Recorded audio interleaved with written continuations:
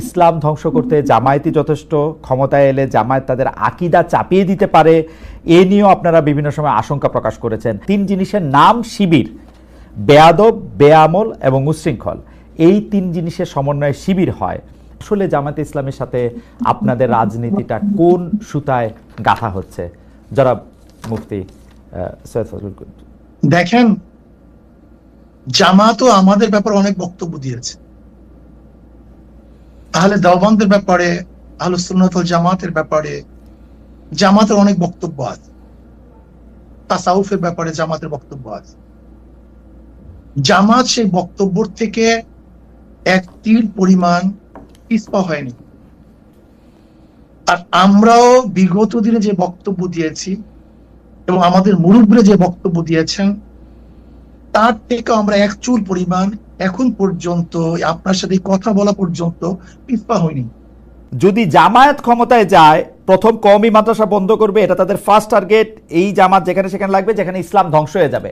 আমরা যখন মতানৈক্য করি, যেমন ধরে নেন আপনার সাথে আমরা জমি নিয়ে দ্বন্দ্ব হতেই পারে, কিন্তু তখন দরকার কি দলিলের। ঠিক আপনার সাথে আমার একটা কোনো একটা মতানৈক্য হতেই পারে, ইসলাম নিয়ে আমি বলে আমি সঠিক, আপনি বলে আপনি সঠিক, এটা আমি আশ্চর্য হওয়ার কিছু নেই। কিন্তু তখন আসবে দলিলের। যার দলিল শক্তিশালী তার কথা সঠিক, আর যার দলিল দুর্বল তার কথা দুর্বল। কাজে এখন সেই বহস আমি যাবো না। রাইট, এখন সেই বহসের জায়গা না। রাইট, আমি মূল ভিত্তি বললাম। রাইট, মূল ভিত্তি দলিল।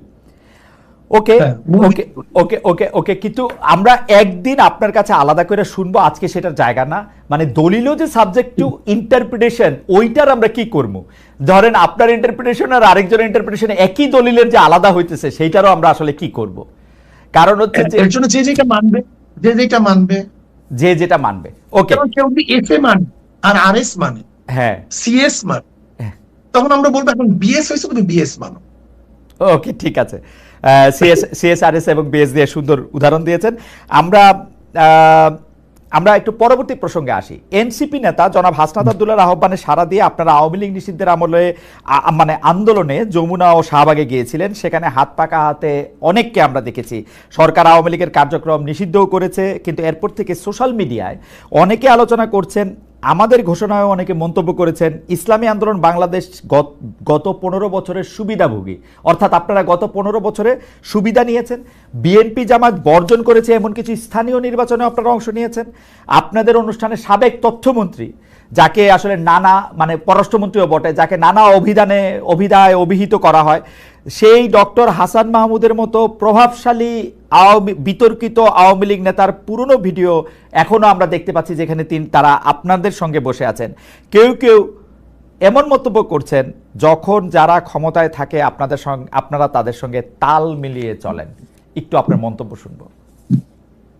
এইটা ভুল বলছেন। যখন যারা ক্ষমতায় থাকে, ইসলামী আন্দোলন তাদের সমস্ত সমস্যাগুলি, দুর্নীতিগুলি তুলে ধরে, এটা বলতে পারেন। আচ্ছা, আপনি কি দেখেছেন সেখানে শুধু হাসান মাহমুদকে, সেখানে কি বুলু সাহেবকে দেখেন নাই? দেখছি, আমার পাশে দেখছি। তা সেটা বললেন না কেন? না, বুলু সাহেবকেও দেখছি। হাসান আমার স্বরাষ্ট্রমন্ত্রীর সাথে জি, আপনি বলেন, আপনি শেষ করেন, তারপর আমি বলবো। আমি শেষ করি। আপনার হাসান মাহমুদ সাহেবের সাথে আমার বক্তৃতা মানে আমাদেরকে বসতে দেখছেন, কিন্তু তারপরে আমি যখন বক্তব্য দিয়েছি, তখন এই বক্তব্য দিয়েছিলাম সেটা তো তুলে ধরলেন না।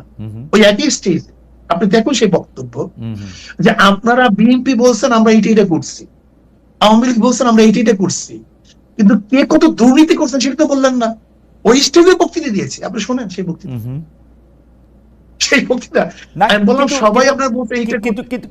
কিন্তু শায়ক, ওই বক্তব্য অনেক বেশি সুগার কোটেড, নাম্বার 1। নাম্বার 2 হচ্ছে, আপনি বঙ্গবন্ধুকে নিয়ে, শেখ হাসিনা যখন প্রধানমন্ত্রী ছিলেন সেই সময় যে বক্তৃতা করেছেন, এখন কি সেটা রিপিট করতে পারবেন, বা রিপিট আপনি করতেছেন? শেখ হাসিনাকে নিয়ে আমি কোনো বক্তৃতা করি?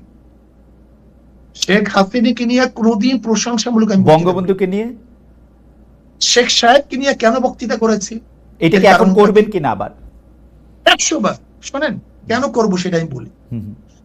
আমি বললাম না আমি কোনো জিনিস রোজাত করি নাই, তো কোনো জিনিস রোজাত করিনি। ওকে, যখন শেখ সাহেবের মূর্তি টানানো হয়েছিল তখন আমি কি বক্তৃতা করেছিলাম যে 72 বছর পরে যদি লেনিনের মূর্তি ক্যারেন দিয়ে তুলে সাগরে ফেলে দেয় তাহলে আজকে হোক কালকে হোক এই বুড়িগঙ্গা এই মূর্তিকে ফেলানো হবে। এই বক্তৃতা আমার, আমি শুনছি না, আমি জানি না, এবং সেইটা দেখছি।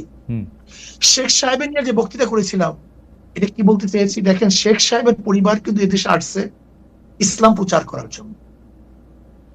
আমার মূল উদ্দেশ্যটা কি ছিল? শেখ সাহেব প্রথম কেন অ্যারেস্ট হয়েছিলেন? হিন্দুদের মাধ্যমে তিনি অ্যারেস্ট হয়েছেন মুসলমানদেরকে বাঁচাবার জন্য। আমি কি বলেছিলাম? শেখ সাহেব প্রথম কি রাজনীতি শুরু করেছেন? মুসলিম লীগ, পাকিস্তানের পক্ষে রাজনীতি শুরু করেছিলেন। শেখ সাহেব তিনি এইটা করছেন সেইটা করছেন বলছিলাম কেন? নাস্তিকরা শেখ সাহেবকে ধর্মনিরপেক্ষবাদ নাস্তিক পন্থী বানাবার চেষ্টা করছিল। আমি আওয়ামী লীগকে তখন স্মরণ করে দিতে চাই, মূল ভুলবেন না, এদের পরিবার ছিল ইসলামের দাওয়াতে, কিন্তু সেখান থেকে ভেঙে যদি তারা নাস্তিকতাবাদ ধর্মনিরপেক্ষবাদ চাপিয়ে দেয় তার মানে নিজের সাথে সে আত্মঘাতী করছে। ওই সময় শেখ হাসিনাকেও আপনি তারিফ করেছিলেন ওই একই বক্তব্যে, আপনি একই লাইনে বলেছিলেন যে শেখ হাসিনাও সেই বাবারই উত্তরাধিকার। আমার যদ্দূর মনে পড়ে, আমি একটু আগে শুনেছি, এবং তিনিও একই রকম ভালো মুসলমান, তিনি ভালো কাজ করছেন। এটা বলিনি, আমি বলছি সেই পরিবারে, ওকে, আমি তার পরিবারকে ইঙ্গিত করে তাকে সজাগ করতে চেয়েছি যে আপনার বাবা দাদি দেখলে মুসলমান, তারা পীর ছিলেন, তারা দাওয়াত দিয়ে এসছেন, আপনি ইসলামের খেলাফ, ইসলামের বিরোধী কোনো কাজ করতে পারেন না। যেরকম কোন ছেলেকে কেউ যদি সতর্ক করায় তখন তার বাপ দাদার কথা বলে, তোমার বাবা এরকম ছিল, দাদা এরকম ছিল, ওকে, তুমি এই কাজ করতে পারো না।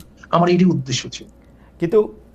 কিন্তু শায়ক, আপনি correct me if I am রং, আপনি কি ওই সময় সাবেক প্রধানমন্ত্রী সরকারের শেখ হাসিনা সরকারের এই 3টা খারাপ নির্বাচন, সীমাহীন দুর্নীতি, এগুলি নিয়ে আসলে কোনো এরকম একটা অবস্থান নিয়েছিলেন যেটা আপনার শক্তি দিয়ে আপনি আসলে নিতে পারতেন? আজকে আপনারা যে অবস্থা দেখেন, এমন কোন বক্তব্য নাই যে বক্তব্যে শেখ হাসিনার এবং তার 14 গোষ্ঠী এই মন্ত্রী পরিষদের আওয়ামী লীগের দুর্নীতি তুলে ধরি নাই, এমন কোন বক্তব্য সময় ছিল। আমার একটা রিডিং হইলো আপনারা সেই সময় প্রধান শত্রু হিসাবে গণ্য করতেন হচ্ছেন জামায়াতে ইসলামীকে, তারপরে আওয়ামী লীগের মন্ত্রীদের কিছু দুর্নীতির কথা আপনি বলতেন, কিন্তু বাংলাদেশের যে মানুষের উন্নয়ন, বাংলাদেশের মানুষের সুবিধা, সেগুলির কথাও বলতেন। তার ফলে সরকার, মানে সেই সময়কার সরকার একরকম খুশিই হতো পীর সাহেব চরমনায়ের উপর বা শাহেকে চরমনায়ের উপর, যে তারা আসলে আমাদের পক্ষেই থাকছেন। মানে আমার রিডিং আর কি ওই সময়কার ব্যাপারে। না, সেই রিডিংটা কেন আপনার মধ্যে অনুভূতি কেন হয়েছিল? কারণ আপনারা জামায়াতের খুব সমালোচনা করছেন, তারপরে হচ্ছে সরকার প্রধানের সমালোচনা আপনারা সরাসরি করতেছেন না, 2-1 মন্ত্রী বা 2-1টা ঘটনার কথা বলে বলতেছেন। আমার মনে হয় আপনার কাছে এটা দৃষ্টিগোচর হয়নি। আমার মনে হয় আচ্ছা ঠিক আছে, আমি আবার চেক করব না, কিন্তু একটা বক্তব্য, জি, আমি পল্টনে ওই শের আপনার সরোয়ার দিতে বলেছিলাম যে শেখ হাসিনা, আপনি শুনি না সে বক্তব্য? জি, আমি শুধু একটা এরকম 50টা বক্তব্য দিতে পারবো, জি, যে শেখ হাসিনা আপনাকে ভারত বাঁচাতে পারবে না, আপনাকে বাঁচাতে পারবে না, আপনাকে পুলিশ মিলিটারি আপনাকে বাঁচাতে পারবে না, আপনাকে ভারতে অবশ্যই ভাবতে হবে। সে বক্তৃতা শুনিয়ে না আপনি, অনেক আগের বক্তৃতা। আচ্ছা ঠিক আছে, আপনি যদি বলে থাকেন সেটা আপনার, মানে শেখ হাসিনার দুর্নীতি বা শেখ হাসিনা এইরকম খারাপ 3টা নির্বাচন দিয়েছে, এটা যদি আপনি বলে থাকেন সেটা ঠিক আছে। আমার দর্শকরাও নিশ্চয়ই শুনেছেন, শুনবেন, আমিও শুনেছি সরকারের প্রতি আপনার সমালোচনা ছিল, কিন্তু সেইটা ছিল হচ্ছে 2 বা 3 নাম্বারে সরকারের প্রধানের প্রতি আপনি মাননীয় সাহেব, সরকার প্রধানের প্রতি ইউ আর সফট, সরকার প্রধানের প্রতি। না না, ভুল, এটা ভুল, এই মেসেজ আপনার কাছে সম্পূর্ণ ভুল। আচ্ছা ঠিক আছে, সম্পূর্ণ ভুল। আচ্ছা আমি পরবর্তী প্রশ্নে আসি। সরকার প্রধানের ব্যাপারে আমি যে মন্তব্য করেছি এরকম বক্তব্য আজ পর্যন্ত কেউ দেয়নি। আচ্ছা আমি একটু পরবর্তী প্রসঙ্গে আসি। 71 মুক্তিযুদ্ধের সময়টাও আছে কিনা সেটা সেদিন আপনি স্পষ্ট করেননি, আজকে এটা স্পষ্ট করবেন? মানে আপনি, অনেকেই প্রশ্ন করছেন যে জামায়াতের মাননীয় আমির ক্ষমা কিসের জন্য চাইলেন, মানে 47-এর পর থেকে শুরু করে আজকে পর্যন্ত, শুধু 71 না, 47-এর পর থেকে শুরু করে আজকে পর্যন্ত আমাদের দ্বারা যত মানুষ যত জায়গায় কষ্ট পেয়েছে, কেউ যদি ক্ষতিগ্রস্ত হয়ে থাকে, সেই মানুষগুলো তাদের সকলের কাছে আমি বিনা শর্তে ক্ষমা চেয়েছি। কেন ক্ষমা চেয়েছি? আমরা মানুষ, ইন্ডিভিজুয়াল মানুষ যেমন ভুল করতে পারে, মানুষের সমষ্টি একটা দলেরও বিভিন্ন ভুল সিদ্ধান্ত থাকতে পারে। কোনটা ভুল কোনটা সঠিক ইতিহাস এটা নির্ধারণ করবে। আজকে যেটাকে ভুল বলা হচ্ছে, কালকে এটাই হয়তো সবচেয়ে বড় সঠিক হিসাবে প্রমাণিত হবে। আর ইতিহাসের পালাবদলে রাজনীতিতে সবাই জিতে না, কেউ জিতে কেউ হারে। আমরা আদর্শবাদী একটা দল, আমরা বিশ্বাস করি আমরা মানুষ ভুলের ঊর্ধ্বে নই। আমাদের দ্বারা, আমাদের সহকর্মীদের দ্বারা মানুষ বিভিন্ন ক্ষেত্রে কষ্ট পেতে পারে, ক্ষতিগ্রস্ত হতে পারে। আমি সব কিছুর জন্য কোনো শর্ত আরোপ না করেই মাপ চেয়েছি। ওকে, মানে 47 এবং থেকে মাপ চাওয়ার মধ্যে কোনো পরাজয় নাই, অবশ্যই নাই। 47 থেকে আজ পর্যন্ত যে কোনো কিছুর জন্য মানুষ আপনাদের কাছ থেকে যদি কোনো ধরনের আঘাত পেয়ে থাকে, তার জন্য আপনি দুঃখ প্রকাশ করেছেন বা ক্ষমা চেয়েছেন। এর ভিতরে সব ঢুকে গেছে, কোনো কিছু বাদ নাই। ওকে, এভরিথিং ইনক্লুডেড। আচ্ছা, এবং এটা আনকন্ডিশনাল, মানে অ্যাপোলজি দিয়ে আনকন্ডিশনাল পার্ডন সিক করেছে। এইটা কি ডক্টর শফিকুর রহমান, আমি আসলে যেহেতু আপনার সঙ্গে আমার মানে নানা সময় কথা বলার সৌভাগ্য হয়েছে, মানে পর্দার বাইরে পর্দার ভিতরে, সেটা আমি জানি বলেই আমি আমার প্রশ্নটা করছি যে আপনি যে 71টাকে এই 47 থেকে আজ পর্যন্ত একসাথে বললেন, এর কি কোনো বিশেষ কারণ আছে নাকি? মানে না, কোনো বিশেষ কারণ নাই। আমার মানবিক মূল্যবোধের জায়গা এবং আমার দায়িত্বের জায়গা থেকে আমি বলেছি, অনুভূতির জায়গা থেকে। দায়িত্ব এবং অনুভূতির জায়গা, বিশেষ কোনো কারণ। আচ্ছা, আমি আবার 2-3 দিনের ঘটনা একটু আসি। আমরা 2টা ঘটনা আমরা দেখেছি যে আমাদের অনেককে ব্যথিত করেছে। একটা হচ্ছে লালমনিরহাটে একজন যিনি নরসুন্দর, তিনি এবং তার ছেলেকে খুব আয়োজন করে মারধর করা হচ্ছে এবং তাদেরকে টেনে নিয়ে পুলিশের কাছে নিয়ে যাওয়া হয়েছে। এবং আরেকজন যিনি 2018 সালের ডিসেম্বরের রাতের ভোট বলে খ্যাত নির্বাচনের যে প্রধান নির্বাচন কমিশনার, তাকে আসলে খুবই অপমানজনকভাবে মানে থানায় নিয়ে যাওয়া হয়েছে এবং সেটা আবার ভিডিও করা হয়েছে। মানে আমি সাধারণভাবে যেটা বুঝি, আপনি আমাকে শাস্তি দিতে পারেন, আপনি আমাকে মৃত্যু দিতে পারেন, কিন্তু মানুষ হিসাবে আরেকটা মানুষকে অসম্মান করার অধিকার যে আমাদের নাই, এইটা কি মানে মানে নাকি এইটা আমাদের আছে কারণ তারা একটা খারাপ কাজ করেছিল, এরকম কি? মানে আমি জানি না, মানে অনেকে তার আরেকজন, জি আপনি বলেন, আরেকজন খারাপ কাজ করেছেন বলে আমিও করব, এটা কোনো যুক্তি? আমি আরেকজনের খারাপে কষ্ট পেলাম, ক্ষতিগ্রস্ত হলাম, এখন আমি সেম অথবা ওয়ার্স দেন দিস আরো খারাপ কিছু করলাম তার সাথে, সেটা কি কোনো মানবিক আচরণ বলে গণ্য হবে? নিশ্চয়ই না। তবে দেখেন, আমরা এটাকে কখনো সমর্থন করি না, কিন্তু পরিবেশ, প্রেক্ষাপট, স্থান, কাল, পাত্র, মানুষ কোনো জিনিসকে যখন লাইক করে না, তখন প্রকাশ্যে হয় তার প্রতিবাদ করে, না হয় মনে মনে ঘৃণা করে, অথবা সে শক্তি থাকলে প্রতিরোধ করে। এই 3টা স্টেজ থাকে, এটা হাদিসের ভাষা অনুযায়ী। তো এই অবস্থায় আমরা হয়তো ভিজিবল সেই রকম প্রটেস্ট অনেক ক্ষেত্রেই করতে পারি না, কিন্তু আমরা এগুলাকে মনের দিক থেকে সাপোর্ট তো করি না, আমরা বরঞ্চ মনে করি যে এগুলা আরেকটা অপরাধ। ডেফিনেটলি সিইসি যিনি ছিলেন, তিনি তো একজন মানুষ, তিনি এই রাষ্ট্রের একজন সিভিল সার্ভেন্টও ছিলেন এবং উঁচু পর্যায়ে তিনি দায়িত্ব পালন করে তিনি রিটায়ার করেছেন।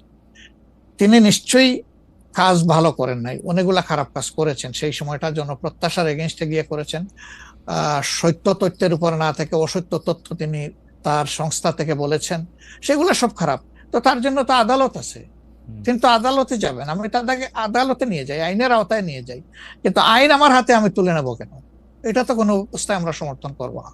এই জন্য আপনার স্মরণ থাকার কথা, 5 তারিখ রাত্রেই আমরা ঘোষণা করেছি যে ব্যক্তিগতভাবে আমরা কারো উপর থেকে কোনো প্রতিশোধ নেব না এবং আমরা নেইনি।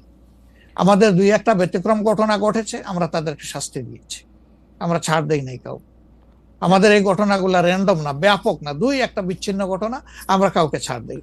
আমরা যেহেতু আপনার সময় কম, আমরা দ্রুত একটা বিষয় থেকে আরেকটা। ইসলাম ধ্বংস করতে জামায়াতই যথেষ্ট, ক্ষমতায় এলে জামায়াত তাদের আকীদা চাপিয়ে দিতে পারে, এ নিয়েও আপনারা বিভিন্ন সময় আশঙ্কা প্রকাশ করেছেন। 3 জিনিসের নাম শিবির বেয়াদব, বেআমল এবং উচ্ছৃঙ্খল, এই 3 জিনিসের সমন্বয়ে শিবির হয়। আসলে জামায়াতে ইসলামের সাথে আপনাদের রাজনীতিটা কোন সুতায় গাঁথা হচ্ছে? জনাব মুফতি সৈয়দ ফজলুল করিম। দেখেন, জামাতও আমাদের ব্যাপারে অনেক বক্তব্য দিয়েছে, তাহলে দেওবন্দের ব্যাপারে, আহলুস সুন্নাত ওয়াল জামাতের ব্যাপারে জামাতের অনেক বক্তব্য আছে, তাসাউফের ব্যাপারে জামাতের বক্তব্য আছে। জামাত সেই বক্তব্য থেকে এক তিল পরিমাণ পিছপা হয়নি। আর আমরাও বিগত দিনে যে বক্তব্য দিয়েছি এবং আমাদের মুরব্বীরা যে বক্তব্য দিয়েছেন, তার থেকে আমরা এক চুল পরিমাণ এখন পর্যন্ত আপনার সাথে কথা বলা পর্যন্ত পিছপা হয়নি। যদি জামায়াত ক্ষমতায় যায়, প্রথম কওমি মাদ্রাসা বন্ধ করবে, এটা তাদের ফার্স্ট টার্গেট। এই জামাত যেখানে সেখানে লাগবে, যেখানে ইসলাম ধ্বংস হয়ে যাবে। আমরা যখন মতনৈক্য করি, যেমন ধরে নেন আপনার সাথে আমরা জমি নিয়ে দ্বন্দ্ব হতেই পারে, কিন্তু তখন দরকার কি দলিলের। ঠিক আপনার সাথে আমার একটা কোনো একটা মতনৈক্য হতেই পারে, ইসলাম নিয়ে আমি বলে আমি সঠিক, আপনি বলে আপনি সঠিক, এটা আমি আশ্চর্য হওয়ার কিছু নেই। কিন্তু তখন আসবে দলিলের, যার দলিল শক্তিশালী তার কথা সঠিক, আর যার দলিল দুর্বল তার কথা দুর্বল। কাজে এখন সেই বহসে আমি যাবো না, রাইট, এখন সেই বহসের জায়গা না। রাইট, আমি মূল ভিত্তি বললাম, রাইট, মূল ভিত্তি দলিল। ওকে, ওকে, ওকে, ওকে, ওকে। কিন্তু আমরা একদিন আপনার কাছে আলাদা করে শুনবো, আজকে সেটার জায়গা না। মানে দলিলও যে সাবজেক্ট টু ইন্টারপ্রিটেশন, ওইটার আমরা কি করব? ধরেন আপনার ইন্টারপ্রিটেশন আর আরেকজনের ইন্টারপ্রিটেশন একই দলিলের যে আলাদা হইতেছে, সেইটারও আমরা আসলে কি করব? কারণ হচ্ছে যে এর জন্য যে যেটা মানবে, যে যেটা মানবে, যে যেটা মানবে। ওকে, কেউ যদি